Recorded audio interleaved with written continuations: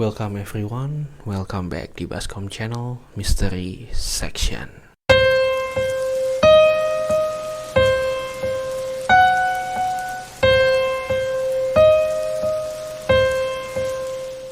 Malam ini kita akan membahas tentang hewan-hewan mitologi yang ada di Indonesia. Mitologi menurut KBBI adalah ilmu tentang bentuk sastra yang mengandung konsepsi dan dongeng suci mengenai kehidupan dewa dan makhluk halus dalam sebuah kebudayaan. Berbagai macam mitologi di satu tempat dengan tempat yang lain tentu akan sangat berbeda, karena mitologi akan sangat erat kaitannya dengan kebudayaan. Selain tentang cerita rakyat, legenda, asal-usul tentang sesuatu, ada beberapa kisah mitologi yang juga berkaitan dengan keberadaan hewan atau makhluk tertentu. Kita sebut saja di Yunani, negara yang terletak di semenanjung Balkan ini sangat terkenal dengan berbagai macam makhluk mitologinya. Bisa kita bilang seperti Medusa sampai Centaurus. Namun siapa sangka di Indonesia sendiri juga ada kisah tentang makhluk-makhluk mitologi yang cukup terkenal di masing-masing wilayah di Indonesia. Makhluk-makhluk mitologi ini kebanyakan diceritakan memiliki bentuk seperti hewan-hewan yang umumnya kita ketahui. Dan berikut beberapa kisah hewan mitologi yang ada di Indonesia dan masih dipercaya sampai sekarang. Yang pertama, Garuda. Hewan yang menjadi lambang negara Indonesia ini ternyata adalah hewan mitologi yang berasal dari cerita Hindu, Buddha, dan Mesir. Menurut kepercayaan masyarakat India, Garuda merupakan kendaraan dari Dewa Wisnu. Garuda ini diceritakan memiliki kepala berbulu putih yang tampak seperti burung elang. Memiliki bulu emas namun dengan badan manusia. Ukuran Garuda ini sendiri sangat besar. Bahkan diceritakan bisa sampai menutupi matahari dari pandangan manusia. Dalam mitologi Hindu, Garuda ini memiliki kisah di mana ia berhasil membebaskan ibunya dari cengkeraman perbudakan. Simbol Garuda ini sendiri kemudian menjadi simbol yang cukup populer. Simbol Garuda juga akan ditemukan dalam banyak arca dan relief candi-candi Hindu di masa lalu. Seperti di Indonesia, kita akan melihat relief dan arca dengan simbol Garuda di Candi Prambanan, Mendut, Sojiwan, Penataran, Belahan, Sukuh, dan juga Candi Cetho. Simbol Garuda ini juga diketahui dijadikan sebagai lambang beberapa kerajaan Hindu. Kerajaan Erlangga contohnya di abad ke-11 Masehi menggunakan Garuda sebagai lambang kerajaannya. Lambang Garuda banyak ditemukan di bagian puncak prasasti-prasasti yang dibuat oleh pemerintahan di masa Erlangga. Yang kedua, Ahol. Ahol berwujud seperti kelelawar namun dengan ukuran tubuh yang sangat besar.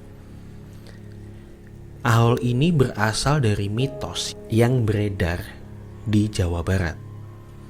Orang pertama yang mengaku melihat Ahol adalah orang bernama Ernest Bartels, seorang ahli burung pada tahun 1925 saat sedang menyusuri Gunung Salak. Dia bersaksi bahwa Ahol ini memiliki bentang sayap yang sangat besar dengan cakar tajam dan ukuran sayapnya yang membentang itu sepanjang 15 kaki. Ahol sendiri diceritakan adalah hewan nokturnal dan kemunculannya selalu diiringi dengan suara Ahol yang sangat keras. Yang ketiga, Cindaku. Jika negara barat memiliki werewolf atau manusia setengah serigala, Indonesia memiliki cindaku, makhluk mitologi yang merupakan gabungan antara harimau dan manusia. Makhluk mitologi ini sangat populer di kalangan masyarakat Jambi dan Sumatera Barat. Cindaku sebenarnya berasal dari manusia yang memiliki ilmu magis yang sangat tinggi. Namun, mereka yang bisa berubah menjadi cindaku diceritakan adalah mereka yang lahir dan asli dari kawasan Kerinci. Selain itu, mereka harus memiliki ilmu spiritual yang sangat tinggi. Mereka akan berubah menjadi harimau atau menjadi cindaku untuk menjaga keharmonisan antara manusia dan alam. Terutamanya di sini adalah hewan harimau. Dan seperti asalnya, cindaku ini disebut-sebut biasa berkeliaran di sekitar Gunung Kerinci. Yang keempat, orang Bati. Orang Bati merupakan hewan mitologi yang beredar di sekitar Pulau Seram, Maluku. Warga setempat percaya bahwa makhluk ini mendiami daerah Kairatu. Orang Bati ini diceritakan memiliki tinggi sekitar 1,6 meter dengan tubuh berwarna merah kecoklatan.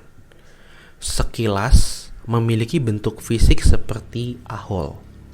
Namun sebenarnya bentuk makhluk ini diceritakannya lebih memiliki bentuk seperti kera, tapi memiliki sayap yang membuatnya semakin menyeramkan. Menurut kisah setempat, orang Bati keluar pada malam hari untuk memangsa anak kecil. Yang kelima, warak ngendok. Warak ngendok ini merupakan hewan mitologi yang berasal dari Semarang, Jawa Tengah. Warak berarti badak dalam bahasa Jawa, sedangkan ngendok berarti bertelur. Sebenarnya makhluk mitologi ini adalah simbol dari persatuan antara masyarakat dengan berbagai latar belakang etnis, suku, dan budaya yang mendiami daerah Semarang. Kita bisa melihatnya dari bentuk tubuh warak ngendok, yang kepalanya akan tampak seperti naga dari mitologi Tiongkok. Badannya seperti burak dari Arab, sedangkan kakinya adalah kaki kambing, hewan yang banyak hidup di Indonesia. Yang keenam, lembu swana. Menurut cerita, lembu swana merupakan makhluk penjaga Sungai Mahakam di Kalimantan. Tubuhnya merupakan gabungan 10 macam hewan. Ia berbadan lembu, berkepala singa, memiliki sayap garuda, bersisik seperti naga, bertaji seperti ayam, memiliki belalai gajah, berjenggot seperti kambing, bertanduk seperti sapi, dan memiliki ekor layaknya singa. Lembu swana ternyata bukan hanya penjaga sungai, namun ia diceritakan juga merupakan kendaraan Raja Mulawarman, Raja Kerajaan Kutai. Makhluk ini begitu melegenda hingga kini menjadi lambang Kota Tenggarong, Kutai Kartanegara, Kalimantan Timur. Yang ketujuh, babi ngepet. Menurut cerita, makhluk ini sebenarnya adalah makhluk jadi-jadian, termasuk mitos dan hewan mitologi. Namun asalnya adalah dari manusia yang ingin menjadi kaya raya dalam waktu singkat, atau bisa kita sebut pesugihan. Sosok babi ngepet sendiri digambarkan tampak seperti babi hutan, yaitu berbulu hitam dan memiliki taring di sisi mulutnya. Orang yang menginginkan menjadi babi ngepet atau menggunakan pesugihan babi ngepet ini harus merelakan bentuk manusianya, karena ketika dia atau mereka yang menginginkan menggunakan ilmu babi ngepet atau pesugihan babi ngepet ini, di malam hari mereka harus berubah menjadi wujud babi agar bisa mencuri uang perhiasan, dan berbagai harta dari rumah orang lain. Mitos menceritakan bahwa siluman babi berasal dari Gunung Kawi yang terletak di Malang, Jawa Timur. Pelaku yang ingin menguasai ilmu hitam pesugihan ini bersama istrinya akan datang ke gunung dan akan menemui kuncen. Setelah mereka menyerahkan sesajen, uang mahar, dan menyatakan siap menanggung segala resiko, maka kuncen akan mempertemukan mereka dengan siluman babi. Si pelaku akan membuat perjanjian menyerahkan tumbal nyawa dari kerabat dekat yang disayangi, namun biasanya anaknya sendiri. Jika janji ini tidak dipenuhi, maka nyawa si pelaku sendiri yang akan menjadi gantinya. Mitos menceritakan bahwa tindakan pesugihan babi ngepet ini dilakukan hanya pada malam hari. Biasanya sepasang suami istri dengan suami sebagai tuan yang akan menjadi babi dan istri sebagai pembantunya. Tindakan ini akan didahului dengan puasa beberapa hari sebelumnya. Tindakan ini juga akan dilengkapi dengan berbagai sesaji yang terdiri atas kembang setaman, minyak wangi, kopi pahit, jajan pasar, kemenyan atau setanggi, dan darah ayam cemani. Kemudian dilengkapi dengan baskom berisi air yang di tengahnya ditaruh sebatang lilin atau lampu minyak kecil. Ritual menjadi babi ngepet dimulai dengan si tuan akan membungkus dirinya dengan kain hitam, sehingga secara magis berubah menjadi seekor babi. Si babi ngepet ini kemudian akan berkeliling kampung atau berkeliling lingkungan perumahan, rumah, dan lain sebagainya agar bisa mencuri dengan cara menggesekkan bagian tubuh babi ini ke dinding rumah yang ingin dicuri. Kemudian harta, uang, ataupun perhiasan akan secara gaib masuk ke dalam kain hitam yang sudah dipersiapkan di awal tadi. Sementara si pembantu bertugas untuk tetap tinggal di rumah, menjaga api lilin atau lampu harus tetap menyala selama si tuan tadi atau si babi tadi bertindak. Jika nyala lilin atau lampu bergoyang atau meredup, itu menandakan bahwa si babi ngepet atau si tuan sedang dalam bahaya, misalnya terpergok oleh orang atau bahkan dikejar. Dalam kondisi ini, si pembantu harus mematikan lilin atau lampu sentir agar si tuan dapat berubah bentuk kembali menjadi manusia dan menghilang kembali ke rumah dengan selamat. Namun apabila si pembantu ini lalai, maka si tuan yang tertangkap atau mungkin bahkan terbunuh, maka lilin atau lampu sentir akan padam dengan sendirinya. Itulah 7 hewan mitologi di Indonesia yang masih cukup banyak dipercaya hingga sekarang. Bagaimana menurut kalian? Apakah kalian masih percaya? Atau mungkin itu semua hanya cerita dongeng? Mystery Section berakhir di sini.